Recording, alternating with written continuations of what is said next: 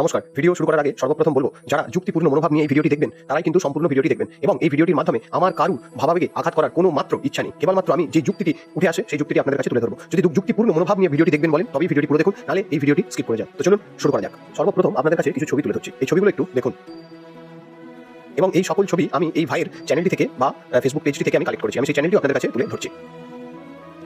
এই যে ভিডিওটি দেখলেন, এই ভিডিওটিতে যে অবস্থা হয়ে আছে তারকেশ্বরে, সেটি যে দেখলেন সেটি দেখে আপনার কি মনে হচ্ছে? এটি কোনো আচার না এটা অনাচার? আমার কাছে তো এটা একটা সম্পূর্ণরূপে অনাচার। সর্বপ্রথম আপনাদেরকে দু চারটে কথা বলি। ভগবান শিবের মাথায় জল ঢালার জন্য কোন কোন পাত্র প্রশস্ত সেগুলি শাস্ত্রে উল্লেখ করা আছে। তার মধ্যে তিনটি পাত্র হচ্ছে তামা, পিতল এবং মাটির পাত্র। প্লাস্টিকের কোথাও বিন্দু মাত্র উল্লেখ নেই। কিন্তু ইদানিং যুগে এই যে বাবার মাথায় জল ঢালার যে রেওয়াজ শুরু হয়েছে, সেখানে এই প্লাস্টিকের পাত্রের ব্যবহার করা কি কারণে শুরু হয়েছে আমি জানি না। হয়তো আপনাদের দামের সুবিধার্থে বা মূল্য মেটানোর সুবিধার্থে যদি আপনারা মনে করেন যে প্লাস্টিক পাত্রটি ব্যবহার করবো, আমি মনে করি যে 50 টাকায় আপনি এর থেকে বড় মাটির পাত্র পেয়ে যাবেন। অবশ্যই পিতল এবং তামার পাত্র ব্যবহার সবার পক্ষে সম্ভব নয়, সেহেতু আপনি মাটির পাত্র কিন্তু ব্যবহার করতেই পারেন। এই যথেচ্ছ পরিমাণে প্লাস্টিক ব্যবহারের ফলে কিন্তু আমাদের এই পরিবেশ দূষিত হচ্ছে এবং আমাদের এই পরিবেশ দূষণের কারণেই কিন্তু আমাদের এই বিশ্ব প্রকৃতির ভারসাম্য নষ্ট হচ্ছে। আপনাদের জানার দরকার যে আপনি কার পুজো করছেন। আপনি তো সেই জায়গায় যে বিশ্ব পুরুষ তত্ত্বের মাথায় জল ঢালছেন এবং তার পত্নী হচ্ছেন এই সম্পূর্ণ বিশ্ব প্রকৃতি। তাহলে প্রকৃতিকে রুষ্ট করে কি কোনোদিন পুরুষ তত্ত্বকে শান্ত করা যায় বা সম্ভব? সবসময় ভগবান শিব করুণাময় এবং তার সাথে সাথে তিনি দয়ার সাগর, কিন্তু তেনার আরেকটা রূপ আছে, একদম মহাকাল, পরম সংহারের রূপ। সেই সংহার রূপ যদি তিনি ধারণ করেন তাহলে কিন্তু তিনি কাউকে চেনেন না, কাউকে মানেন না। তেনার সামনে যে আসে তিনি তার মধ্যে লীন হয়ে যান এবং তাকে সংহার করে দেন। তো বারবার আমাদের এই জিনিস মাথায় রাখতে হবে। এবং আপনাদের কাছে আমি তুলে ধরি, ইদানিং একটি খবর আপনাদের কাছে খুব চাউর হয়েছে, যেটি হচ্ছে অমরনাথে যে ভগবান শিবের শিবলিঙ্গটি ছিল, সেই শিবলিঙ্গটির মেয়াদ থাকে মোটামুটিভাবে 55 থেকে 57 দিন, কিন্তু সেই মেয়াদ কমে দাঁড়িয়েছে 5 দিনে। কিসের জন্য? অমরনাথ নিয়ে আমি আরেকটি ভিডিও বানাবো, কিন্তু এই ভিডিওতে যেটুকু তোলার দরকার আপনাদের কাছে তুলি। তার মূল কারণ কিন্তু বিজ্ঞানীরা বলেছেন এই গ্লোবাল ওয়ার্মিং, অর্থাৎ বিশ্ব উষ্ণায়ন। এই বিশ্ব উষ্ণায়নের একটি কারণ হচ্ছে এই প্লাস্টিক। এবং সেই আপনি হয়তো বুঝে বা না বুঝে সে পাত্র নিয়ে যাচ্ছেন এবং বাবার মাথায় জল ঢালছেন, কিন্তু শাস্ত্রে কোথাও কোনো ভগবানের পুজোতে প্লাস্টিক ব্যবহারের কথা উল্লেখ নেই এবং প্লাস্টিককে যত দূরে রাখা যায় সে তার কথা বলা হচ্ছে।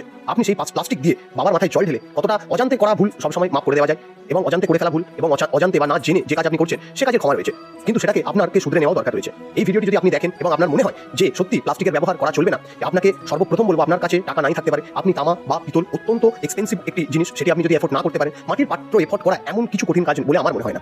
অবশ্যই সেটিকে সেখানে ব্যবহার করে ছুঁড়ে না ফেলে দিয়ে আপনি যদি বাড়িও নিয়ে আসেন, তাহলে আপনি সেই জায়গাটা নোংরাও হবে না, সেই জায়গাটা স্বচ্ছ পরিষ্কার থাকবে। সর্বোপরি বলি, সেখানে যে কার্যরত বিধায়ক মহাশয় রয়েছে তেনার কাছেও আমার অনুরোধ যে এই বিষয়টিকে কঠোরভাবে দমন করুন। প্লাস্টিকের ব্যবহার মন্দির থেকে যত দূরে রাখতে পারবেন তত আপনার মঙ্গল। শুধু মন্দির থেকে কেন, নিজের জীবন থেকে যতটা দূরে রাখতে পারবেন ততটাই মঙ্গল। কারণ প্রকৃতিকে ক্ষুব্ধ করে কোনোদিন পুরুষ তত্ত্বের আশীর্বাদ পাওয়া যায় না, ভবিষ্যতেও যাবে না। আপনি যদি মনে করেন যে এই প্রকৃতি মাকে অসন্তুষ্ট করে আপনি পুরুষ তত্ত্বের মাথায় জল ঢেলে খুব পুণ্য অর্জন করছেন, তাহলে আপনি বিন্দুমাত্র পুণ্য অর্জন করছেন না।